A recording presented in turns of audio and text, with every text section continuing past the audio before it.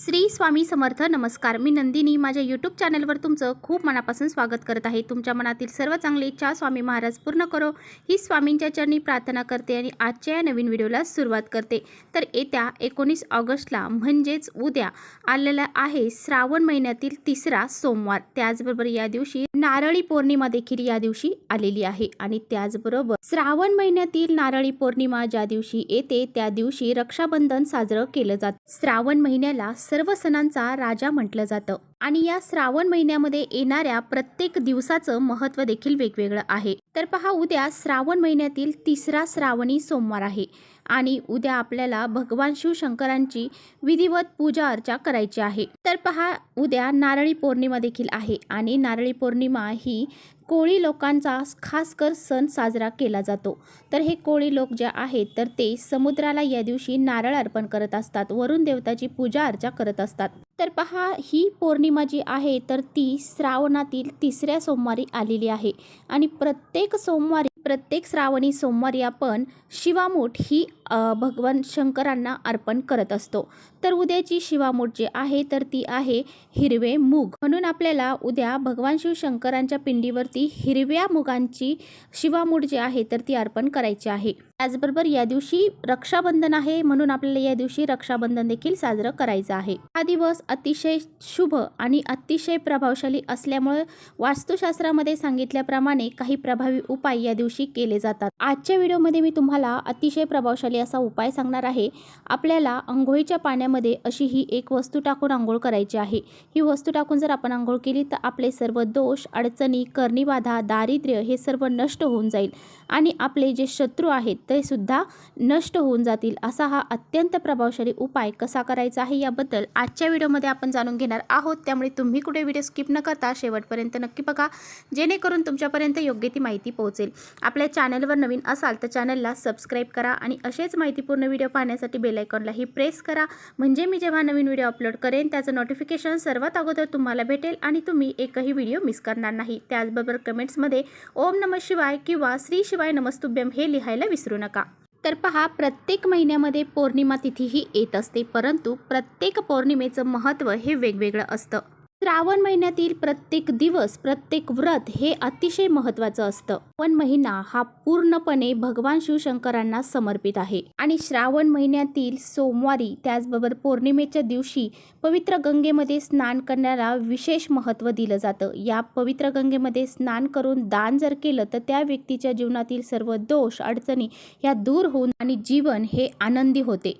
तर बघा, प्रत्येकालाच या तीर्थक्षेत्री जाऊन स्नान करणं शक्य होत नाही. अशा वेळी आपण जर घरच्या घरीच अंघोळीच्या पाण्यामध्ये काही वस्तू टाकून जर अंघोळ केली तर त्या पवित्र गंगेमध्ये स्नान केल्या इतकं पुण्य आपल्याला प्राप्त होतं. त्याचबरोबर हे स्नान केल्याने शत्रुपीडा, शत्रुबाधा, करणीबाधा, सर्व दोष, अडचणी, दारिद्र्य हे नष्ट होऊन जाते. नकारात्मकता, नजर दोष यासारख्या गोष्टी नष्ट होतात आणि आपल्या कितीही कठीणातील कठीण इच्छा असू द्या त्या पूर्ण होत. तर आपल्या आयुष्यामध्ये काही शत्रू असतील, शत्रू हे गुपित असतात, घरातले असतात, शेजारी पाजारी असतात आणि काही शत्रू असे असतात की ते आपल्याला माहीत देखील नसतात.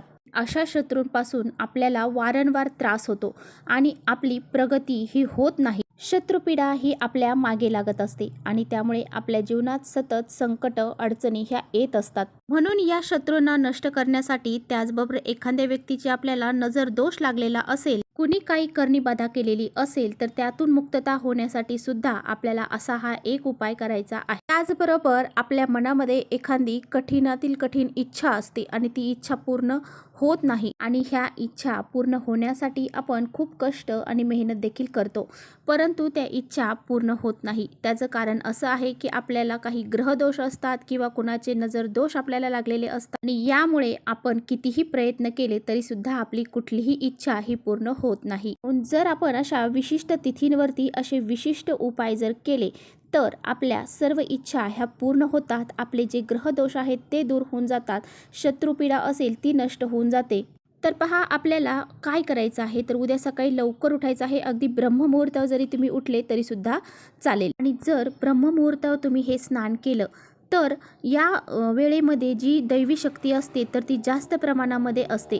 त्यामुळे या वेळेमध्ये जर स्नान करणं शक्य झालं तर तुम्ही याच वेळेमध्ये स्नान करा. अगदी लहान मुलांपासून ते मोठ्यापर्यंत सर्वांनी हे स्नान जे आहे तर ते करायचं आहे. कारण दोष हे फक्त घरातील मोठ्यांनाच नाही तर लहान मुलांना देखील लागत असतात. मुलांची प्रगती ही खुंटत चालते आणि या श्रावण महिन्यातील सोमवारी असं आपण विशिष्ट स्नान जर केलं, अशा वस्तू टाकून जर स्नान केलं तर त्याचं खूप पुण्यफळ आपल्याला प्राप्त होते. आता पहा, तुमच्या आसपास एखादी पवित्र नदी असेल तर तुम्ही त्या नदीवर जाऊन सुद्धा हे स्नान करू शकता. तर पहा, तुम्हाला काय करायचं आहे, सकाळी लवकर उठायचं आहे. उठल्यानंतर श्री स्वामी समर्थ किंवा मग ओम नमः शिवाय हे प्रभावी मंत्र तुम्हाला अगोदर म्हणायचे आहेत. त्यानंतर अंघोळीचं पाणी काढायचं आहे. अंघोळीच्या पाण्यामध्ये सर्वात महत्त्वाची वस्तू टाकायची आहे ती म्हणजे गंगाजल. हे गंगाजल तुम्ही पवित्र गंगेमधून घेऊन आलेला असाल ते टाकलं चालेल, किंवा मग तुमच्या आसपास जे पूजेचं दुकान आहे तिथे सुद्धा ही गंगाजलची बॉटल मिळून जाईल.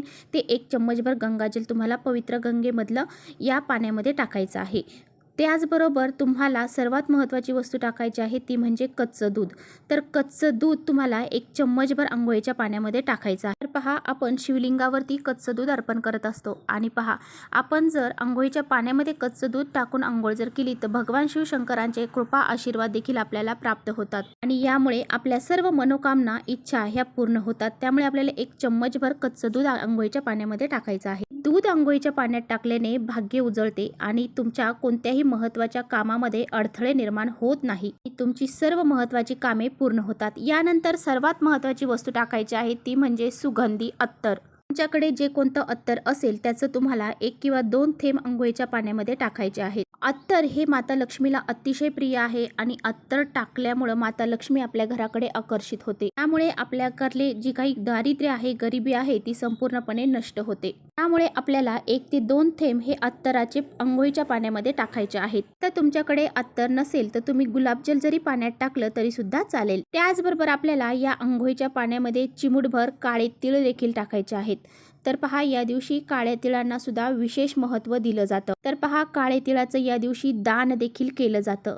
काळे तीळ जर आपण अंघोळीच्या पाण्यात टाकले तर आपले पित्र आपल्यावरती प्रसन्न होतात आणि आपल्याला कृपा आशीर्वाद त्यांचे प्राप्त होतात. त्यामुळे आपल्याला चिमूटभर काळे तीळ अंघोळीच्या पाण्यामध्ये टाकायचे आहेत. हे तीळ टाकल्याने शत्रुबाधा असेल, कर्णीबाधा असेल किंवा पितृदोष असतील तर ते दूर होऊन जातील. तर तुमच्याकडे काळे तीळ जर नसतील तर तुम्ही 1 तुरटीचा खडा देखील त्यामध्ये टाकू शकता. तुरटी सुद्धा शत्रू, त्रास, नकारात्मकता, कर्णीबाधा दूर करण्यासाठी अतिशय महत्त्वाची मानली जाते. या सर्व वस्तू तुम्हाला अंघोळीच्या पाण्यामध्ये टाकून अंघोळ ही करायची आहे. आता पहा, स्नान करताना चुकीच्या पद्धतीने बरेच जण स्नान करतात. डायरेक्ट पायावरती किंवा डायरेक्ट डोक्यावरती हे स्नान करत असतात.